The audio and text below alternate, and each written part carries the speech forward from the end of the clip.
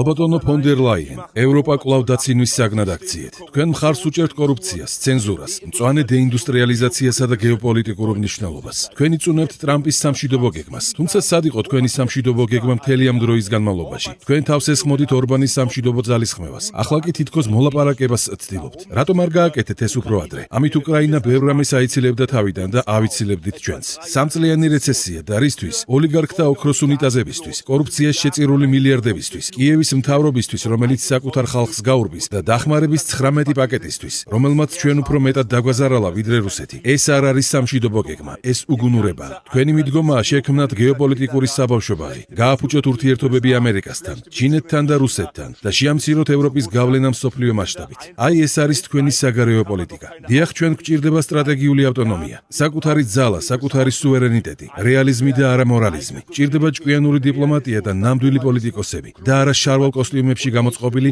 ინფანტილური ფემინისტები. ალბატონო ფონ დერ ლაიენ, თქვენ ევროპას ასუსტებთ. თქვენ ევროპას გეოპოლიტიკურად მცდარი მიმართულებით ამოძრავებთ. გაავხადოთ ევროპა კვლავ დიდებული, სიამოვნებით, მაგრამ მხოლოდ თქვენ გარეშე. გთხოვთ გადადექით. გამოიწერე და გაიგე ამბები ლიბერალური ცენზურის გარეშე.